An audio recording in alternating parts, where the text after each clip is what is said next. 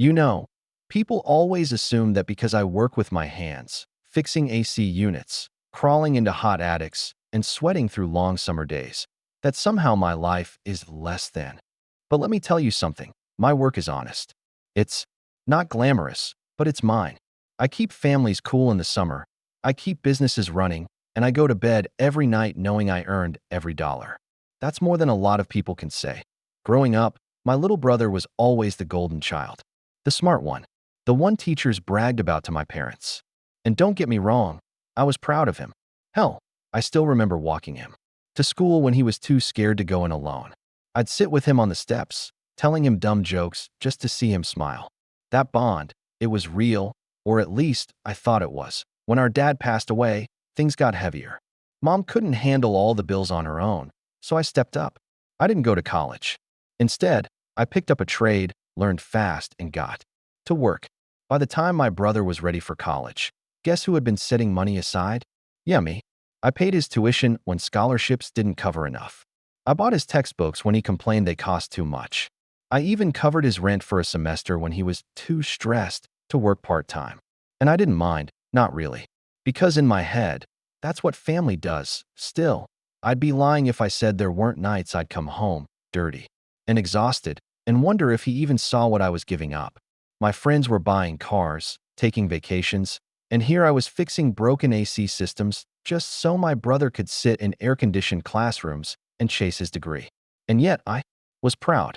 Proud of him. Proud of me. In some twisted way, that's why when he invited me to his party, I felt honored. It wasn't just any party. It was one of those big, flashy college events that people post about online, the kind where you see pictures and think, wow, they've got it all figured out. Part of me thought maybe this was his way of showing me off. Like, hey everyone, this is my brother, the guy who's had my back since day one. I actually cleaned up for it. Put on my best shirt, the one without the grease stains. Took extra time shaving, even sprayed on cologne I barely ever use. I wanted to show up not as the sweaty tech crawling through attics, but as his brother, the one who believed in him more than anyone else. If only I had known then how differently the night would end. The invitation came in a way that almost felt casual, like it was just an afterthought. My brother called me up one evening. I was in the middle of fixing a stubborn compressor at a client's house, my hands covered in grease, sweat dripping down the back of my neck. My phone buzzed in my pocket, and I almost didn't answer. I mean, when you're elbow deep in machinery, the last thing you want is small talk. But I saw his name on the screen and thought, yeah, I'll pick up. Hey, he said, sounding distracted, like he was already in the middle of something more important. I'm throwing this party on Friday night. You should come. Just like that. No build-up. No how's work, or how are you holding up. Just boom. An invitation dropped between static and background noise. Still, I felt a flicker of warmth. He thought of me. He wanted me there. Yeah, sure, I said, wiping my hands on a rag. What's the occasion? Nothing big, just a college thing. A few friends, you know. Come hang out. I could hear laughter in the background. Girls, guys, the kind of effortless social life that seemed worlds away from mine. For a second, I felt small, like I was just some add-on, but I pushed the thought aside. Instead, I smiled, even though he couldn't see it. All right, I'll be there. When I hung up, I just sat there in my truck for a moment, staring at the dashboard. My work boots left smudges on the floor mat, and the air smelled faintly of Freon from the job. And I thought, this is good. This is my chance to show him I'm more than just the guy with the toolbox. That whole week, I carried the thought with me. Every time I came home drained and sore, I'd think about Friday night. I imagined us laughing together, him introducing me proudly to his friends. I imagined telling stories from our childhood, maybe even hearing him admit how much my support had mattered. Flashbacks kept hitting me out of nowhere. Like the time he was 10 and broke his bike, and I spent an entire Saturday fixing it with duct tape and parts from the junkyard. Or the time he wanted a new backpack for school and mom couldn't afford it. So I worked a double shift, saved up, and bought it for him. Back then, his smile made it worth it. That pure, innocent gratitude that I wanted to believe that smile was still there somewhere. That deep down, he still saw me as his brother, not just the guy in grease-stained clothes that SO when Friday rolled around. I stood in front of the mirror longer than I usually do, adjusted my shirt, made sure my hair was neat, sprayed on that cologne I save for special occasions. I looked at my reflection and told myself, you belong there. He invited you. This is family. That I had no idea that the same invitation I was holding on to so tightly was about to break me in ways I didn't see coming. Friday night came, and I remember the drive more vividly than I probably should. The roads were buzzing with people heading out, cars with music thumping through their windows, groups of kids laughing on the sidewalks. Meanwhile, there I was in my old pickup truck, the dashboard light flickering like it always does when I hit a bump. I told myself it didn't matter. I wasn't here to impress strangers with what I drove. I was here for my brother. When I finally pulled up to the house, it hit me how different our worlds had become.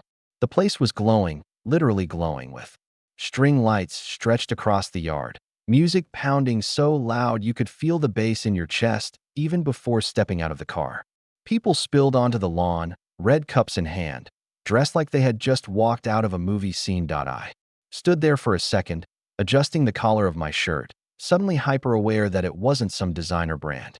My boots felt heavier, my jeans felt rougher, like my clothes were announcing to the world, this guy doesn't belong here. Still, I walked in. Inside, the air was thick. Beer, cheap cologne, the faint sweet smell of smoke. Laughter and voices bounced off the walls, overlapping until it all blurred into one giant noise. I kept glancing around, trying to spot my brother in the crowd. Instead, I caught little flashes. A girl tossing her hair back while laughing, a guy showing off with a beer pong trick, someone taking selfies in the corner. Everyone seemed so sure of themselves, like they were performing for an audience that was always watching. I felt invisible. For a moment, I thought about turning back, just slipping out before anyone even noticed I was there. But then I reminded myself, he invited you. You're not crashing. You belong here because he wanted you here. Eventually, I spotted him across the room, surrounded by people. He looked so at home, holding court like he was the star of the show. It made me proud, honestly. That was my little brother, the kid I once taught how to ride a bike, now standing tall in a world that was clearly his. I made my way through the crowd, brushing past strangers, forcing polite smiles when they looked my way. The music was so loud I could feel it rattling in my chest, and for a split second, I thought about the contrast. Me spending my days with the hum of machinery, the metallic clang of tools, the hiss of freon, and him here in this glossy world of laughter, music, and glittering lights. When he finally saw me, he smiled, quick and distracted, then gave me a little nod, like a formality. Not the kind of warm hug or, hey everyone, this is my brother moment I had pictured. Just a nod, and I swear, in that instant, I felt a small crack inside. But I brushed it off. Told myself, maybe he's just busy. It's his party. Give it time. Still, as I stood there, looking around at all the faces that didn't know me, I couldn't shake the thought, this isn't my world. And maybe it never will be. It started small, like little paper cuts. You don't notice the first one, maybe even the second, but after a while, they start to sting. I was standing near the kitchen, trying to blend in, holding one of those red plastic cups like it was some kind of shield. A group of my brother's friends circled around him, laughing too loud, all teeth and confidence. Eventually, one of them glanced at me. Hey, who's this? He asked, eyebrows raised. Before I could answer, my brother chimed in. That's my brother. He said it quickly, almost like he didn't want to elaborate. Oh, cool. Another guy said, tilting his head. So what do you do, man? I took a breath. I'm an AC technician. I swear, the way their faces shifted, like I had just confessed to being a janitor in a palace. They didn't even try to hide it.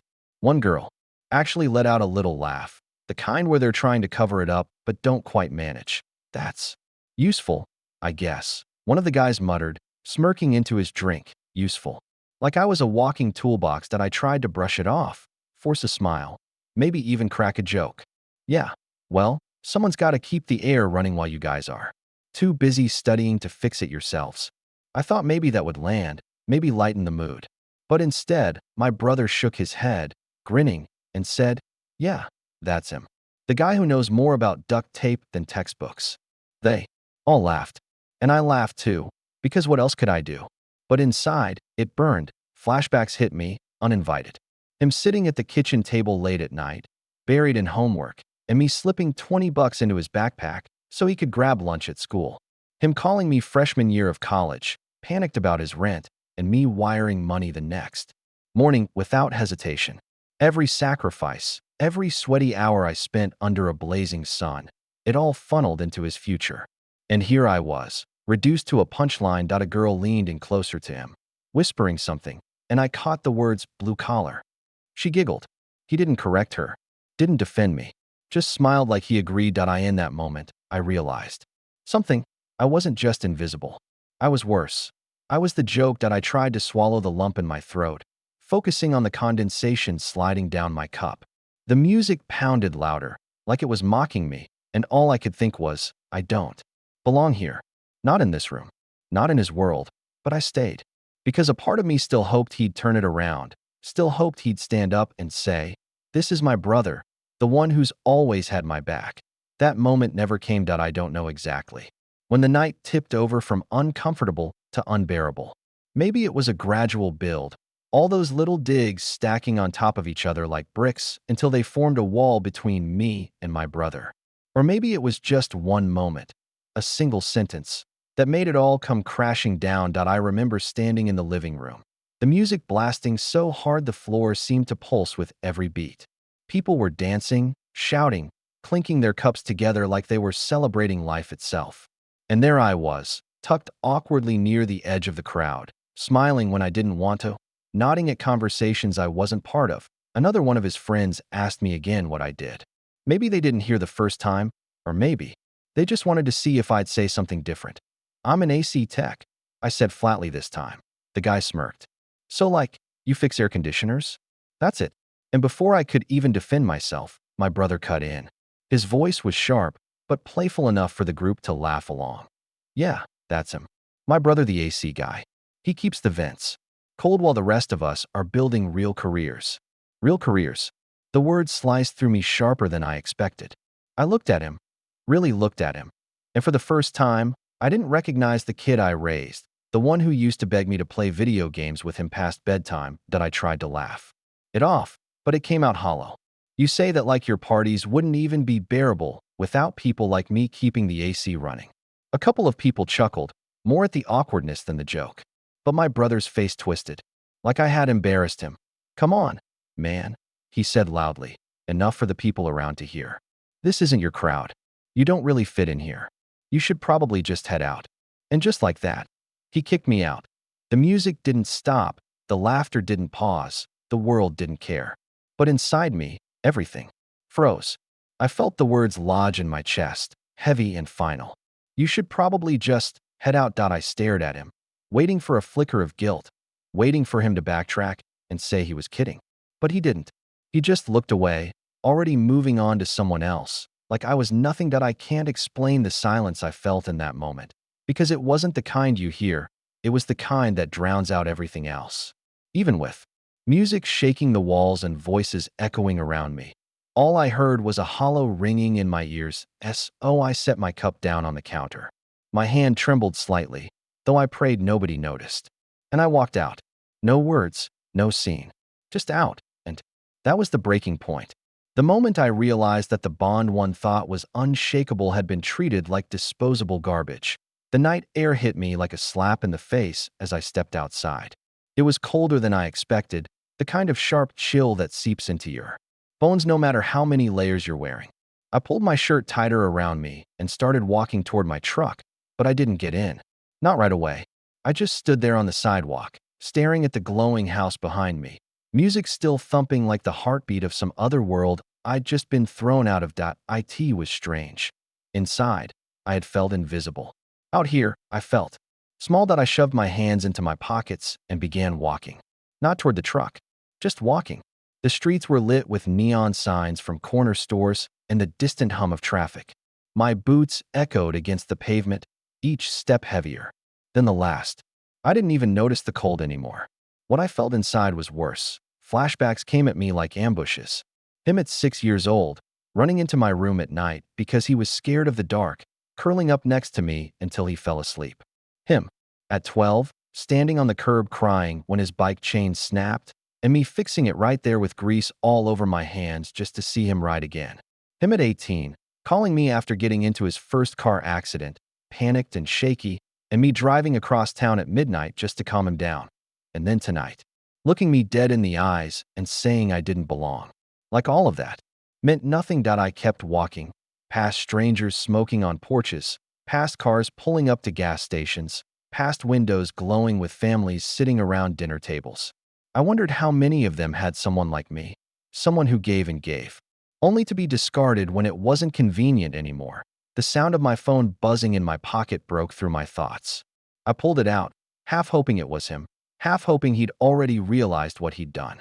But it wasn't, just some random notification. I slipped it back in, shaking my head that I didn't cry. Not then. Instead, I felt this numbness settling over me, a kind of heavy silence that pressed against my chest. I think I was too shocked, too raw, to even let the tears out. At one point, I passed a store window and caught my reflection.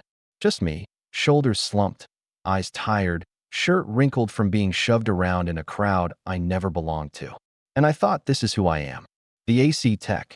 The brother who gave everything and still wasn't enough. By the time I circled back to where my truck was parked, my legs ached and my mind felt like it had been wrung out. I leaned against the door for a moment, staring at the condensation on the glass, and whispered under my breath, "Why?" But the night didn't answer. It just kept blowing its cold wind, reminding me I was on my own. When I finally got home, the silence was deafening. No thumping bass, no voices shouting over music, just the low hum of the fridge and the faint ticking of the old clock on the wall. I dropped my keys onto the counter, the sound echoing too loudly in the empty space, and sank into the couch. Like the weight of the whole night had finally caught up to me. For a long while, I just sat there, staring at nothing. My shirt still smelled faintly of beer and smoke from the party, and I hated it. I hated the way it clung to me, like the night was refusing to let go. I wanted to peel it off, toss it in the trash, scrub myself clean of every second I spent in that house. And yet, my mind wouldn't stop replaying it. His words, his tone, that careless way he said I didn't belong, like cutting me out of his life, was as simple as swatting away a fly. I kept hearing it, over and over, until it started to echo in my chest like a wound I couldn't reach. But then, my thoughts shifted. I thought about the money, every check I'd cut, every transfer I'd made to cover his rent, his tuition, his books. The long hours I worked in attics where the air felt like it was 120 degrees, just so he could sit in an air-conditioned classroom and talk about theories and futures. I thought about the busted knuckles, the sweat, the backaches, the overtime shifts. And for what? So he could laugh in my face? So he could reduce me to a punchline in front of strangers? I leaned forward, elbows on my knees, and pressed my palms against my eyes until I saw little sparks of light. My chest tightened, not from sadness anymore, but from something sharper. Anger. For years, I told myself I was helping him because that's what family does. Because he deserved a chance. Because I didn't want him to struggle the way I did. But sitting there in that silence, I realized something brutal. Maybe I wasn't helping him. Maybe I was just enabling him. Giving him the comfort to look down on me without ever understanding what it costs to stand on your own 2 feet. The more I thought about it, the clearer it became. I couldn't keep doing this. Not after tonight. I pulled out my phone and opened my banking app.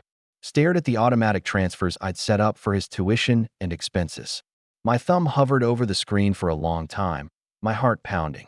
It felt almost impossible, like cutting off a limb. But at the same time, it felt necessary that I didn't press it yet. Not that night. I just stared at the option, letting the weight of it sink in, because deep down, I knew a decision was forming. And once I made it, there would be no turning back. The next morning, I woke up with that heaviness still in my chest. You know the kind, like you didn't really sleep, just laid there replaying everything until exhaustion finally dragged you under for a couple of hours.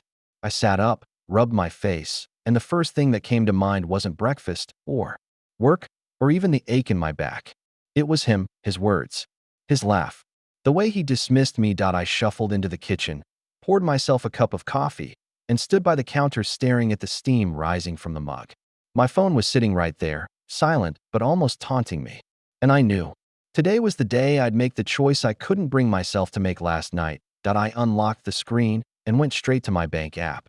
There it was again, those recurring transfers to cover his tuition, his books, his living expenses. Every line item felt like another reminder of the nights I'd spent drenched in sweat, crawling through narrow crawl spaces while the sun baked the roof above me. Every payment was another reminder that while I was patching holes in ducts and carrying tools until my hands cramped, he was living a life where people could laugh at me and he wouldn't say a word, and my thumb hovered over the cancel button. For a second, my chest tightened. A small part of me whispered, "Don't do it. He's your brother. He needs you." That part of me, the part that had always sacrificed, always given, always said yes, was screaming at me not to cross this line. But then I remembered his face. That smug, embarrassed smirk when he told me I didn't belong. The look in his eyes when he agreed with them, when he didn't see me as a brother but as some burden he had to tolerate. And I pressed it. Transfer canceled. 2 words. That's all it took. The screen flashed, confirming it, and I just stood there staring at it. I expected to feel guilty, maybe even panicked. But what I felt instead was relief. Like a chain had been cut. Like for the first time in years, I wasn't dragging the weight of someone else's future on my shoulders. Still, I knew I had to tell him. Not because I owed him an explanation, but because silence would just make it worse later. So I opened up my email, fingers hesitating. Above the keyboard, I typed out the words slowly, deliberately, each one carrying more weight than I realized. I've been helping you for a long time, and I don't regret it. But after last night, I can't keep supporting you financially. If you don't respect what I do and what I've sacrificed, then you need to stand on your own now. Maybe this will help you realize the value of hard work. I read it over twice, my chest tight, my stomach in knots. And then I hit send. The moment I did, I let out a breath I didn't know I'd been holding. The house was quiet, the kind of quiet that usually makes you feel lonely. But this time, it didn't feel empty. It felt calm. Like I had finally reclaimed something I didn't even know I'd lost. IT wasn't just about the money. It was about respect, about dignity, about not letting myself be treated like I was disposable. And as the email disappeared into the void, I whispered to myself, no more. It didn't take long for the storm to hit. That afternoon, my phone lit up with his name. Not once, not twice, over and over again. Call after call, like he was pounding on my door through the screen.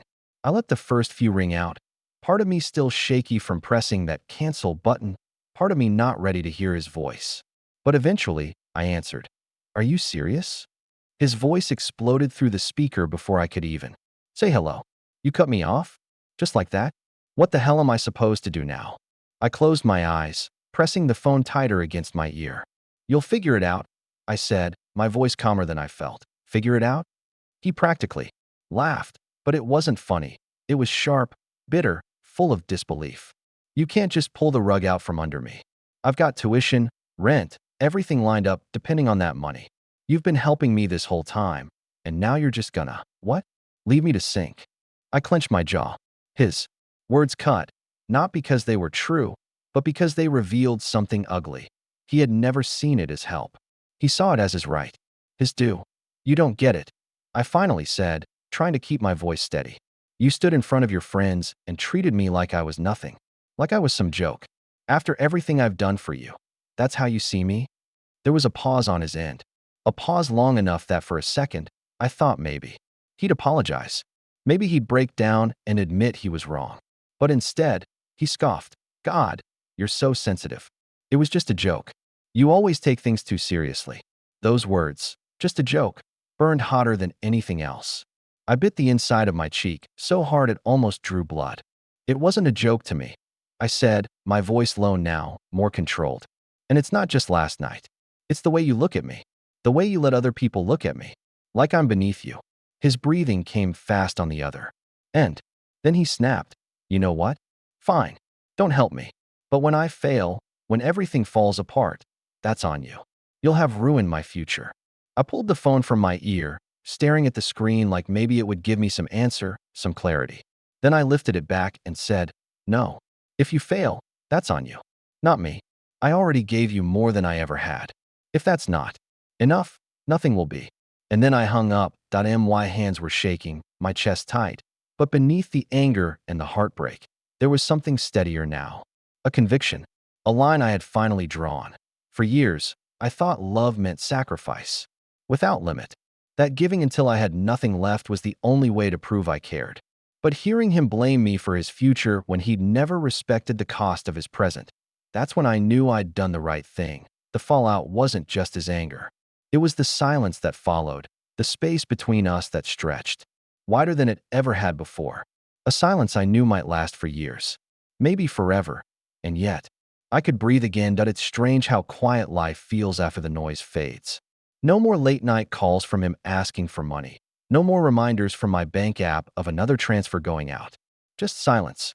At first, it felt wrong, like something was missing. I'd spent so many years carrying him on my back that I didn't know how to walk without the extra weight. But after a while, that silence started to feel less like absence and more like freedom. I think about him sometimes. About how angry he was, about the things he said, how I'd ruined his future. And yeah, it still stings. Because no matter what, he's my brother. I didn't cut him off because I stopped loving him. I cut him off because I had to start loving myself. There's dignity in what I do. I've learned to really see that now. The smell of Freon, the clang of tools, the sweat dripping into my eyes as I work. It's not shameful. It's real. It's honest. My hands may be rough. My clothes may never look like theirs. But this work has kept me alive. It's paid the bills. It gave him a future, even if he didn't appreciate it. Sometimes I replay that night in my head, like a movie stuck on repeat. The music, the laughter, the moment he told me to leave. I wonder if he's ever replayed it too. If he ever looks back and feels the weight of his words the way I still do. Maybe one day he'll understand. Maybe one day he'll look around and realize just how much was given to him before he had anything of his own. But whether he does or doesn't, I've made my peace, because here's what I know now. Respect isn't something you beg for. It isn't something you earn by breaking your back while someone else laughs in your face. Respect starts with you, with drawing the line, with saying, enough.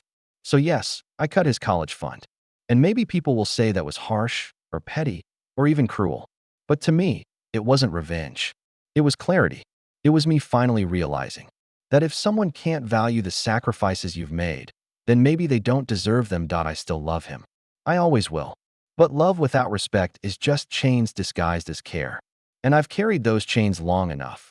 Now, when I finish a job and I hear the hum of a newly fixed AC unit kicking on, I smile to myself. Not because anyone's applauding me. Not because anyone's saying thank you. But because I know what I did matters. And I don't need his approval or anyone else's to prove that that's my closure.